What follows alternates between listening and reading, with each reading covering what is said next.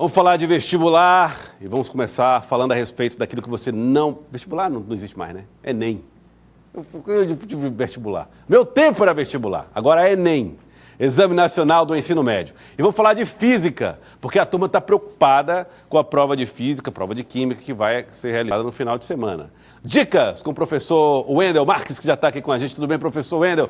Seja bem-vindo aqui ao nosso Jornal do Piauí. Boa tarde para o senhor. Tudo bem, mestre? Boa tarde. Tudo bem? Estou aqui mais uma vez. Mais uma vez, já é um parceiro nosso. Sem dúvidas. Né? O pessoal do Mar de Savina sempre indica você para falar um pouquinho de física aqui com a gente. E a gente, obviamente, sabe que os estudantes que estão nesse momento sintonizados na Cidade Verde precisam dessas informações preciosas. Sou muito grato pela oportunidade e estamos aqui para ajudá-los da melhor maneira possível. Vamos lá, vamos ajudar, vamos resolver a vida dos estudantes. Na tela, nós vamos com as dicas daquilo que você não pode deixar de estudar nessa reta final. Movimento circular uniforme. E aqui, ó, esse assunto já foi cobrado em 2013, 2016, 2019, 2021, 2022. A tendência é ser cobrado de novo, professor. Sem dúvida, Joel. Nós fizemos esse levantamento a fim de que o aluno tornasse seguro o seu estudo, tá? Porque direcionar nessa última semana para aqueles assuntos pontuais é o mais importante. Isso. Você não vai desperdiçar tempo. Você vai trabalhar aquele assunto onde você sabe que tem recorrência e pode ter certeza. Você foi preparado para isso e você vai chegar lá e pode sim se deparar com a questão de movimento circular uniforme, de energia, trata de atividade física e isso é o que o Enem cobra, ações do cotidiano relacionadas ao ensinamento de sala de aula. Muito bem, então o movimento circular uniforme é importante. Sem dúvidas. Muito bem. E dentro do movimento circular uniforme, o que é que o senhor destaca? Eu destacaria as propriedades dos dois casos especiais. Aqueles em que as polias estão conectadas por meio de uma corrente e aquelas que elas estão conectadas por meio de um eixo. Cuidado com as suas propriedades. Corrente, velocidade linear constante. Eu até brinco com os meus alunos, mestre, que toda vez que se fala de movimento circular é o assunto que eu mais gosto. Ah, é? Porque, retomo, eu tenho uma frase que dá para memorizar. Quando você pensar em movimento circular, você fala assim, vem rápido, Wendel. Vem rápido, Wendel. Como assim? V, velocidade, R de raio e W, velocidade angular. Vem rápido, Wendel. Boa dica, hein? Vem rápido. Quem é aluno do Wendel já teve essa vantagem aí, inclusive da dica. Leis de Newton, cobrados em 2012, 2014, 18, 19 e 22, também a tendência a cair. Importantíssimo, mestre. Não dá para a gente ir para o Enem sem fazer essa análise de leis de Newton, sistema de polias, plano inclinado, força de atrito, cuidado, tá? É bom dar uma olhada, por quê? Porque tem sempre questões de leis de Newton envolvendo tais situações. Tá, vamos falar de energia mecânica também, a conservação da energia mecânica, assunto cobrado em 13, 15, 18, 19 e 22, também um assunto muito recorrente. Mestre, se nós formos falar de energia, temos que estar relacionando ao Enem. Não tem jeito. O Enem sempre cobra questões de energia. Por quê? Primeiro vamos falar de energias renováveis, né? É um tema que está atual, nós temos aí a questão da energia solar, da energia eólica, agora do hidrogênio verde. Talvez não seja cobrado agora, mas é bom você estar atento dessa conversão. Por quê? Porque eu posso aplicar várias situações através da abordagem da energia mecânica e sua conservação. Olha só, dica importante e valiosa do professor Wendel. Vamos lá para a próxima página falando de refração da luz, olha aí. 2012, 2014, 15 e 22. Esse não é tão frequente, hein, professor? Mas sabe por que eu chamei ele aqui? Porque nós estamos num período de altas temperaturas. Certo. E esse período de altas temperaturas tem um fenômeno importantíssimo relacionado a esse assunto, que é o fenômeno da miragem. As altas temperaturas, sim, lembra aquela situação daqueles filmes que você visualiza a miragem no deserto, ou até mesmo no asfalto, onde a temperatura está elevadíssima? Geração de miragem é refração da luz. Eu achei que era uma questão psicológica, mas não é física. É física, 100% física. Ah, legal isso. E a gente envolve todas as propriedades da luz, a mudança da velocidade, o índice de refração. É sempre bom a gente estar atento, lei de Snell. Lei de? Snell. Snell? É a lei de Snell que trata da refração da luz. Perfeito. Eles são lei de Snell. Perfeito. Não esqueçam esse nome. Vamos lá dar uma olhadinha nos livros. Onda e propriedade ondulatória. 2017, 18, 19, 20. Essa cai todo ano, hein? Essa é igual energia. Olha não aí. tem como a gente falar de Enem se eu não citar, se eu não revisar ondulatória. Gente, fenômeno de interferência, fenômeno de difração, efeito Doppler, tá? Tudo isso tem a ver com ondas e suas propriedades. Efeito Doppler é o som, né? É o som, é aquela onde há uma variação da frequência captada pelo observador. Ambulância em movimento. Perfeito, então lança em movimento. À medida que ela se aproxima, a frequência do observador é maior. À medida que ela se afasta, a frequência do observador vai sendo diminuída. Aquele efeito do carro de Fórmula 1, né? Perfeito. Aí, esse cara foi meu aluno, viu? Ah, tá vendo? Essa eu vou acertar, Calorimetria. Muita gente pode estar imaginando que isso aqui é perda de calorias. Não. Nada a ver, né, professor? 2018, 19, 20, 21. Esse é assunto que costuma cair todo ano nos Enems mais recentes. Sim, sem dúvida. Por quê? Porque quando a gente fala de calorimetria, nós vamos falar das formas de propagação de calor, tá? Condução, convecção e radiação. Nós temos uma propriedade relacionada e um elemento do dia a dia, que é a garrafa térmica, onde envolve todos estes três processos.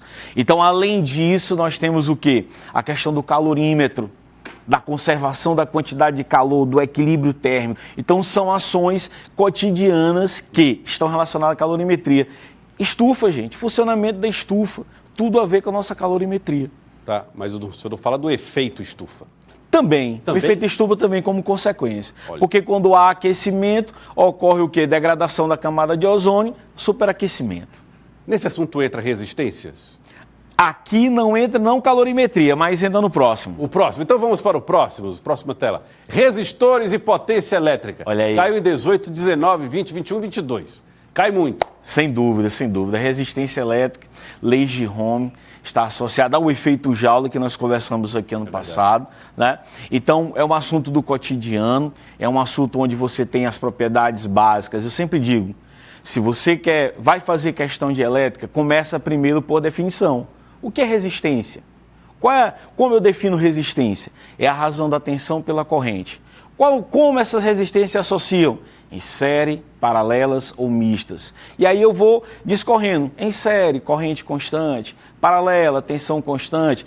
E potência dissipada. Está lá. É tensão vezes corrente. Mas essa potência elétrica também, você que vai fazer o Enem, está relacionada àquele cálculo da energia consumida. Quanto que você vai pagar no final do mês devido ao uso de todos os eletrodomésticos da sua casa. Então, esse cálculo da energia tem a ver com a nossa potência elétrica. Gente, não tem como fugir.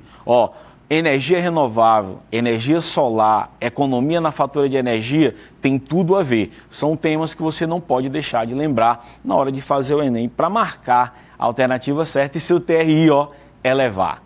Olha só, você que não é aluno do professor Wendel, que não é aluno do Madre Savina, deve estar com inveja agora. Verdade. Exato. A turma saiu na frente com tantas informações, né, professor? Quero agradecer. Muito obrigado pela participação aqui com a gente, professor. Muito obrigado e desejo a todos uma boa prova. Boa prova para vocês, todos aí que são alunos do professor Wendel, do Madre Savina. E olha, nesse domingo pode ter sido decisivo para muitos estudantes que compareceram ao primeiro dia de prova do Exame Nacional do Ensino Médio. Vamos ver como é que foi. Olha só a correria, minha gente, para chegar no horário, para passar no portão, para não perder a oportunidade de fazer a prova para a qual você se preparou o ano inteiro. Aliás, isso também importante, a pontualidade para garantir a aprovação do Enem. Vamos acompanhar a reportagem.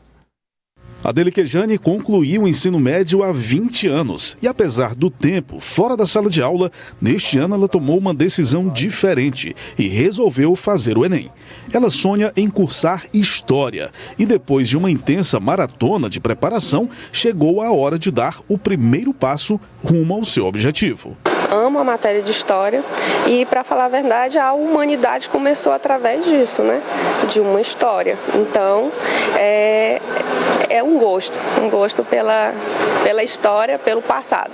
Jane, como é mais conhecida, integra um grupo de quase 100 mil piauienses que se inscreveram na edição deste ano do Enem. O primeiro dia de provas foi marcado por intensa movimentação nos principais pontos de aplicação em Teresina. A maioria dos candidatos optou por chegar cedo, mas nossa equipe também registrou a correria de quem deixou para o último minuto e, por pouco, não perdeu o horário da entrada. Os portões abriram às 12 horas e fecharam pontualmente às 13 horas. Na Universidade Estadual do Piauí, o clima era de folia antes do início das provas, o que animou até mesmo os vendedores ambulantes que trabalham no local. A gente tem que se animar. Hoje eu não vendi, mas amanhã eu vou vender muito mais, né? Pois é. valendo a pena, então. Tá sim, essa alegria dessa juventude, eu também me dei jovem. De acordo com o secretário de Educação do Estado, neste ano foi registrado um aumento de 16% no número de inscrições para o exame, fato que coincide com uma série de iniciativas que foram realizadas no período de preparação para o exame. O SEDUC, durante todo o ano, esteve preparando os nossos estudantes, incentivando as inscrições, por isso nós tivemos mais inscritos nesse ano em relação ao ano passado, e nós acompanhamos os nossos alunos até o último minuto. E agora, com vários estandes da SEDUC em pontos de aplicação em todo o Piauí para levar essa última palavra de confiança, de positividade, de otimismo e também esse apoio com a caneta, com o chocolate, com a água e com o incentivo, o estímulo aos nossos alunos e alunas.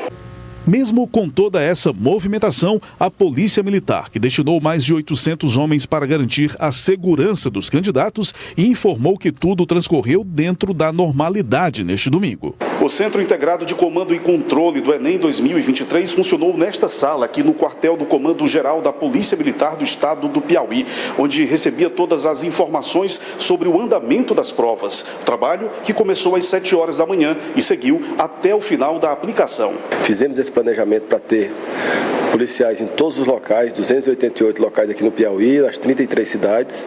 Então, todo o planejamento foi feito exatamente para isso. No Piauí, além da capital, outros 32 municípios sediaram as provas do Enem 2023. No total, 99.644 candidatos se inscreveram para o exame. Foram necessários 288 locais de aplicação e a utilização de 3.259 salas. O primeiro dia de Enem incluiu questões de linguagens e ciências humanas, além da redação, que neste ano teve como tema desafios para o enfrentamento da invisibilidade do trabalho de cuidado realizado pela mulher no Brasil. Os candidatos tiveram 5 horas e meia para desenvolver todas as questões.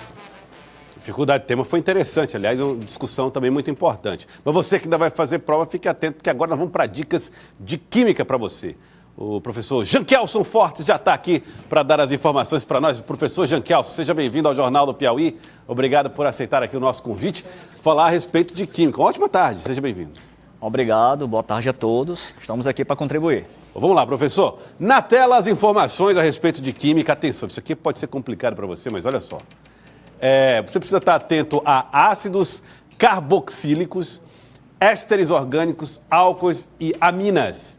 Professor Jankelson, o que caracteriza cada um desses assuntos que podem cair na prova de química no final de semana? Bem, é o seguinte, eu pensei numa estratégia um pouco direta, porque assim, nós temos o escopo da prova, os assuntos que todo ano caem, energia, foi comentado, a energia ela passeia na química, passeia na física, a energia também está na biologia, pelos ciclos. Nós temos os assuntos que os alunos do Madre Savino, os alunos em si, já conhecem um pouco do escopo. E a energia é um tema irrevogável. Pilhas, a parte de eletrólise.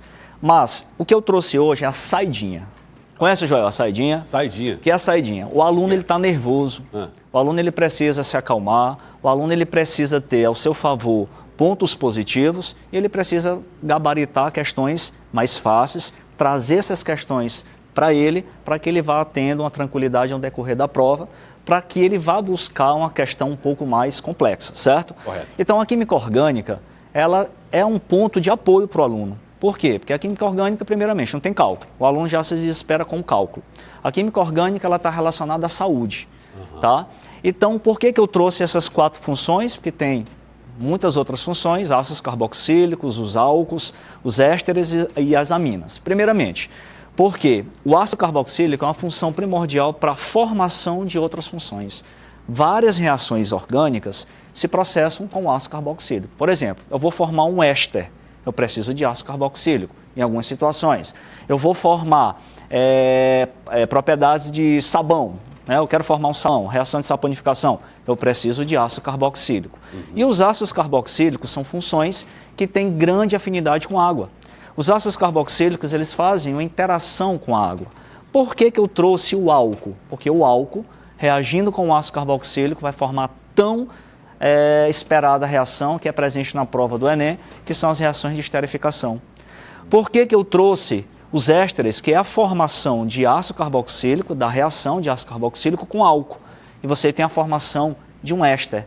Cuidado, existem ésteres de cadeias longas, de cadeias curtas. Por que, Joel, que eu trouxe essa questão dos ésteres de cadeia longa? Porque os ésteres formam as gorduras, tá? Gordura, os lipídios, não esqueça dos lipídios, óleos, gorduras, ceras, todos eles formados por cadeia longa. E a cadeia longa tem uma função primordial. Quer saber qual é a função de qualquer gordura? É um éster, que vem de uma reação entre quem? Ácido carboxílico e álcool. Atenção, todo ano, ou é saponificação ou é esterificação. Às vezes, quando não cai as duas simultaneamente. E as aminas? As aminas, elas fazem ponte de hidrogênio. As aminas são funções de caráter básico. Ácido carboxílico, o nome já diz tudo, tem caráter ácido. Elas fazem ponte de hidrogênio, que isso relaciona com as propriedades físicas, que é tão trabalhada na prova do Enem. Como? Eu até gosto de situar esse exemplo. Por que a gente deve ingerir a vitamina C diariamente? Por quê, professor? Porque a vitamina C ela é uma vitamina hidrossolúvel, ela tem afinidade com água. Nós perdemos volume de água diariamente. Então, a fonte de alimento, quase todas as fontes de alimento têm vitamina C. Por quê? É hidrossolúvel. Mas existem as vitaminas lipossolúveis que estão associadas com emagrecimento. Às vezes você faz um emagrecimento, vai procurar um emagrecimento muito rápido, você pode ter alguns déficits, porque existem vitaminas que estão acopladas ali na gordura, que são lipossolúveis. O Enem adora trabalhar esse contexto na prova. Isso, aluno. Porque a gente está no mundo fitness, os jovens estão cada vez mais se ligando no aspecto estético, academia, atividade física está muito em alta, então a gente sempre está olhando esse panorama da prova. Quem elabora a prova olha para essa realidade. Sim, com certeza. Os artigos, né, em cima dessa área da saúde. Ácidos carboxílicos, álcools, ésteres orgânicos, tá? E aminas. Lembrando que a reação ácido carboxílico e álcool gera os ésteres. Não que as outras não sejam importantes, mas eu estou destacando aquela saidinha porque elas estão na prova. Dentro dos contextos que nós pegamos, de um parâmetro, elas estão sempre presentes na prova do Enem. Muito bem. Próximos assuntos aqui, ó, na tela, para a gente tentar entender. Propriedades físicas. Essas propriedades físicas estão ligadas a que tipo de substância? Bem, as propriedades físicas é como eu falei, né? Existe a propriedade física orgânica e inorgânica. A gente está falando aqui da parte de orgânica, que é onde o aluno ele tem essa familiaridade melhor com a prova. Bem, por que eu trouxe aqui a temperatura de ebulição? Porque a gente está trabalhando, lembra do tópico de energia, do aquecimento? Isso também reverbera na questão da saúde, na perda de água, na evaporação do corpo, tá?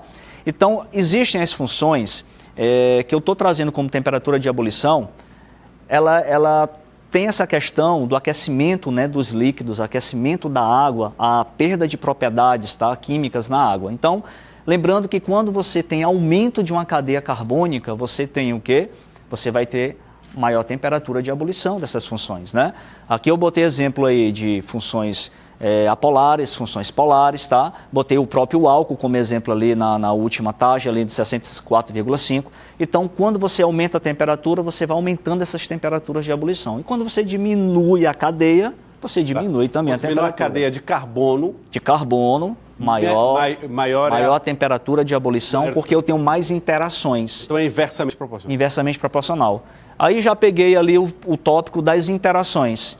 Ali quais são as três interações? O que é a interação? São forças externas que prendem moléculas, né, uma nas outras. Dipolo induzido, dipolo e o pênio. Com ênfase em duas. Dipolo induzido, que ocorre muito em moléculas apolares, como as lipossolúveis, e você tem a ponte de hidrogênio que estão inseridas na água, sendo hidrossolúveis. São os extremos, né? Ficar atento com essas duas forças intermoleculares, que estão associadas com o tamanho da cadeia. Imaginemos o seguinte, né, Jorge? Os hidrogênios são mais intensas. São mais intensas. Maior cadeia, mais interações, mais quebras eu vou ter que ter, consequentemente eu vou precisar de maior energia, maior temperatura para romper. Muito bem. Muito bom. Próxima cartela, só para a gente... Isomeria. Isso aí. Cuidado com a isomeria. Por que eu trouxe a isomeria? Ela está presente nas provas porque a isomeria ela trabalha desde a parte bioquímica até a parte dos fármacos, né? Em si, a aplicação dos fármacos. Em especial, a isomeria espacial, a geométrica e a óptica. A geométrica se trabalha com cis, com trans, fica atento com a estrutura das moléculas, tá? Que também se relacionam com a temperatura de ebulição. E a óptica, quando a gente fala dos fármacos, quando a gente fala dos racêmicos, dos medicamentos, né? Da propriedade química do nosso organismo. Ok? Isomeria plana, isomeria espacial, isomeria geométrica e isomeria óptica estão dentro da isomeria espacial? Sim. A plana é um grupo de isômeros e a espacial, porque a gente trabalha com mais de uma dimensão, nós temos a geométrica e a óptica. Atenção redobrada, hein, gente? Tem mais informações? Na tela, reações dos ésteres. Tá aí. Como eu falei anteriormente, a gente antecipou, né, na primeira lauda, vocês conseguem estar observando que o ácido graxo, que é um ácido de cadeia longa, tá? Cadeia longa, a gente considera graxo, reagindo com um glicerol, que é um triol, é um álcool, tá? Isso vai formar o velho lipídio, que a gente chama de triglicerídeo. Muito cuidado com os triglicerídeos, tá? A função presente em um lipídio, repito, é um éster. Quando eu quebro um triglicerídeo, eu volto a ter a formação de ácidos graxos. Por isso é que muitas vezes a pessoa pergunta, os ácidos graxos vêm de gordura? Sim. Pela quebra da gordura, você vai ter traços de ácidos graxos. E o ácido graxo reagindo com o glicerol, forma-se quem? Forma-se o nosso lipídio triglicerídeo. E beleza? E água. A água é um subproduto. Muito bem. E eu também trouxe uma ênfase importante, que o Enem vem trabalhando com essa ênfase, do éster reagindo com uma base, tá? Porque muitos alunos focam somente do ácido carboxílico reagindo com uma base forte para formar o quê? Um sal orgânico, certo? Mas eu tenho um éster que pode estar reagindo com uma base forte e formar também sal orgânico. Então isso não pode ser pego de surpresa, porque o éster também pode se envolver com bases fortes.